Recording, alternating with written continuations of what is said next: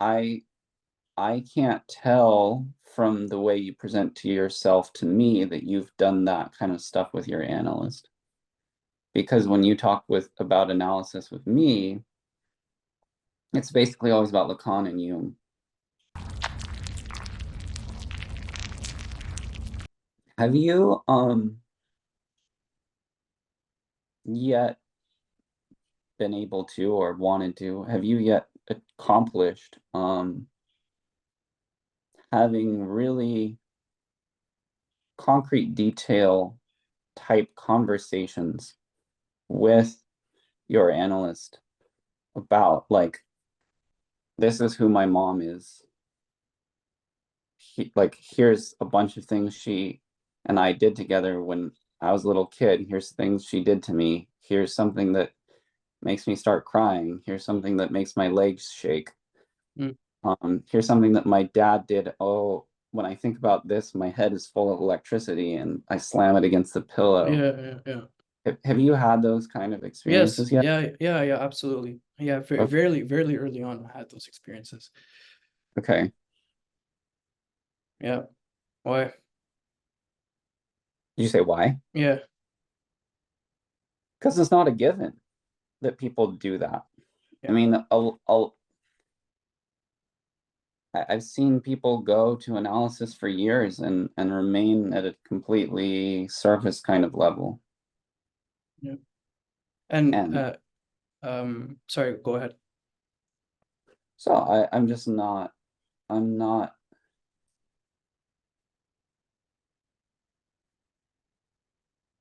I I can't tell from the way you present to yourself to me that you've done that kind of stuff with your analyst. Because when you talk with about analysis with me, it's basically always about Lacan and Jung. Yeah. I think it's like my reading of the analysis, but all of it's like all of the theory that I use to try to explain my sessions, it's that's absent in the sessions. And it's more, like I said before, it's more true to myself. Like the words that I use, the way I speak, it's more me. It's more what I it's more it's like in the similar way of being as when I wrote that paper in grade 12, you know? It's after the, and I think like what you should maybe focus on with me is that how I speak after all the suits have been put on, you know? And after the failure of everything, after I finished my bullshit, Hmm.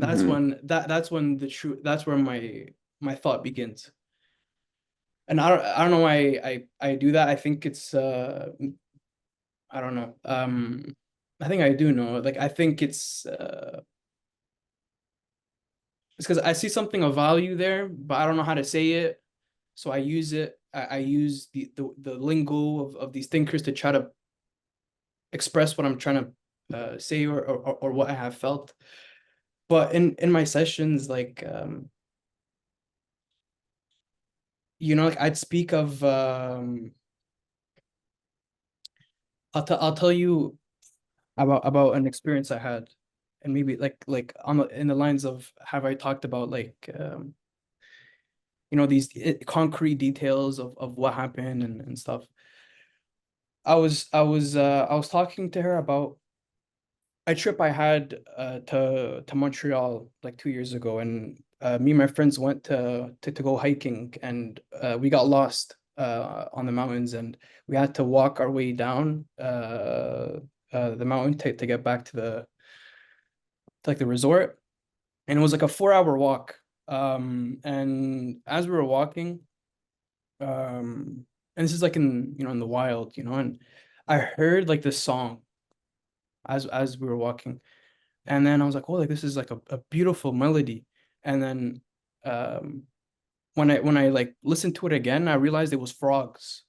And it was like a group of frogs that were singing a melody. And I was like, holy shit, this is beautiful. And I associated with that memory, the concept of home, and the concept of returning or comfort and like returning back to my childhood. So like those were the free associations that came up. Then as I was talking, I'm like, I kept calling it, like, the Song of the Frogs. It was a beautiful Song of the Frogs. And I was like, wait a minute, like when I was in um kindergarten, the mascot of my class was a frog. And I remember for a couple of years of my childhood, my mother would get me like frog amulets and frog like Mm. keychains and stuff. And I was like, holy shit, and then like I and then like so I went from this memory of frogs and stuff, hiking, to my elementary of me being, in kindergarten, and my associations with like, or my maternal associations with my teacher who had big tits, to my mother giving me keychains of frogs and stuff. And then like, and sometimes like it's just an example, but like, then I expand upon that, and then like what I truly feel comes up, and I'm like, hey, this is like, like this is what I feel about my mother, or this is what I feel about my dad. And sometimes I cry from the free associations and stuff.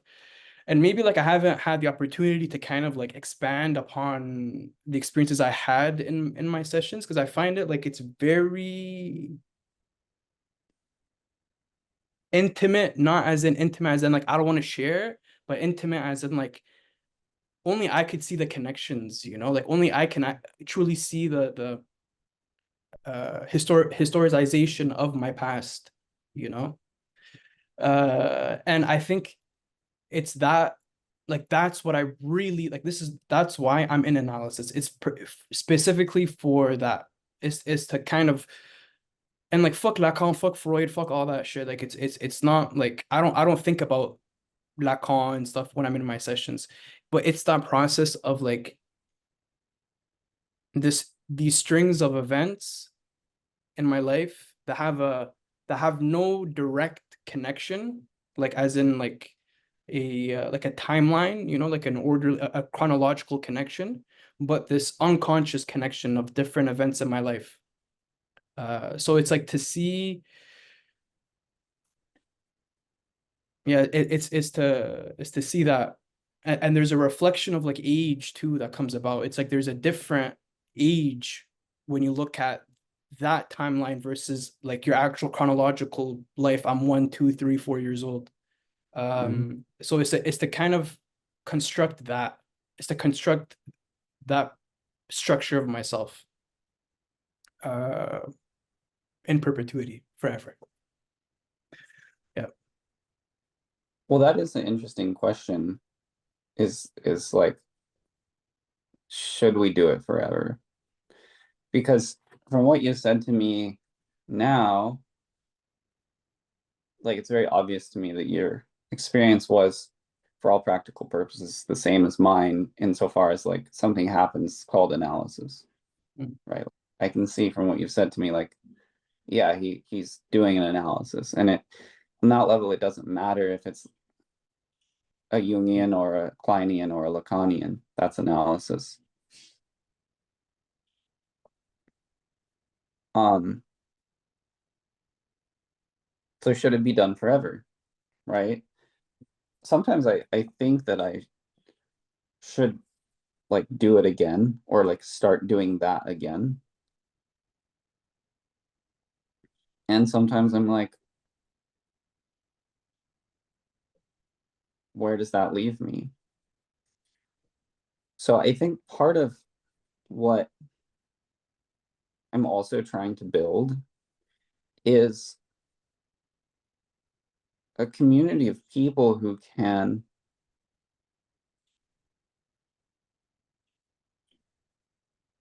let me put it this way. I predict that there will come a time for you when you either quit your analysis or you become a psychoanalyst. Mm. I predict that the only way to not quit, oh, or you'll be a patient forever. I predict that you'll either be a patient forever, you'll quit, or you'll become a psychoanalyst. Now, on some level, it's like kind of like, well, duh, Chris, those are all the options.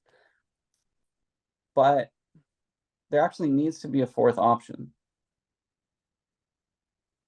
That's what I'm saying. I'm saying that actually, no, none of those options are good enough. Because Mm. quitting, what? Now you're normal? Well, fuck that. I don't want to be normal. I've just spent all this time becoming something of an anomaly in our society, Yeah, literally. right? Yeah, that's fucking weird.